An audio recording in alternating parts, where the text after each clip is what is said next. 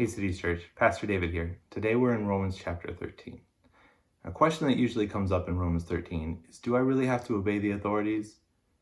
The short answer is yes, you have to obey the authorities that Paul describes in Romans 13. In Romans 13, Paul lays out the ideal rulers of this world, right? The ideal governing authorities.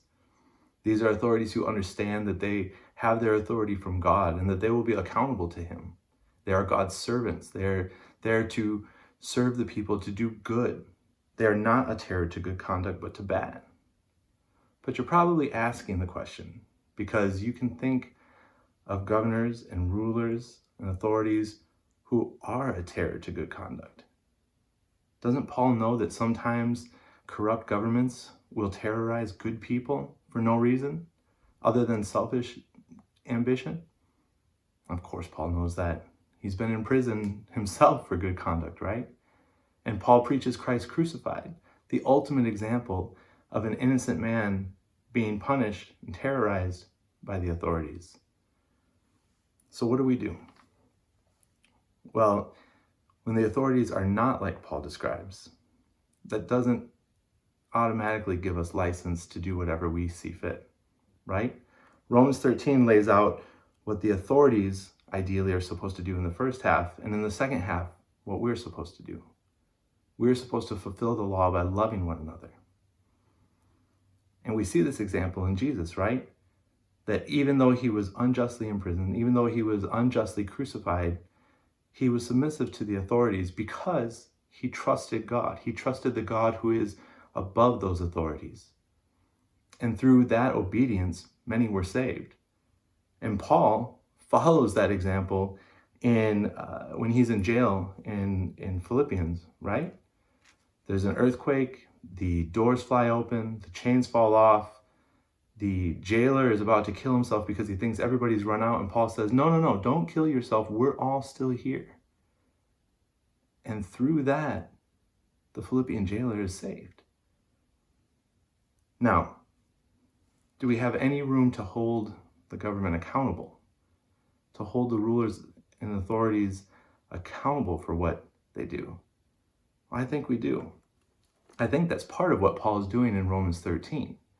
He's sending this letter to the church in Rome, and there's a good, probably better than even chance that the Roman authorities, maybe the RIA, the Roman Intelligence Agency, is going to intercept this letter, or at least sit in on a reading of it. They want to know if this Jewish sect is a threat to the empire.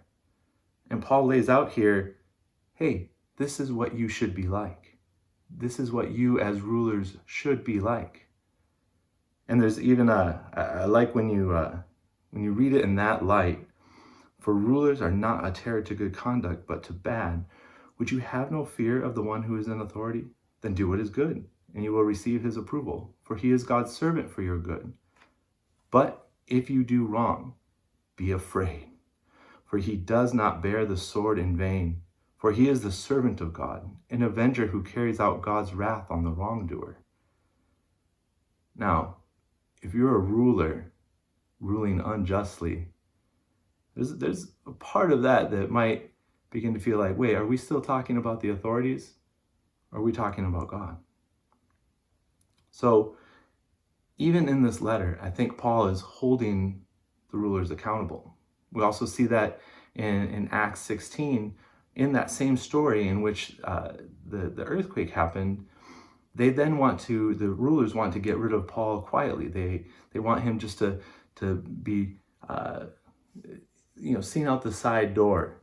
And Paul says, no. You whipped us publicly. You need to come here and you need to be accountable for that. And I think even in that, he's following the example of Jesus. When Jesus is before Pilate, Pilate says, don't you know that I have the authority to release you or to crucify you? And Jesus says, you don't have any authority that you didn't receive from my Father. See, even in submitting to authorities who are unjust, the Christian can still be a witness that God's rule is ultimate and that the authorities are accountable to God. There are examples in the Bible of God's people disobeying the authorities. But before we see those examples as prescriptive, I think we need to spend a lot of time in Romans 13 and looking at Jesus' own life. We want our example to show that we trust in God. Tying it back to this last Sunday, some trust in chariots, some trust in horses. You could say some trust in their authority, some trust in the laws of the land. But we as Christians trust in the name of the Lord.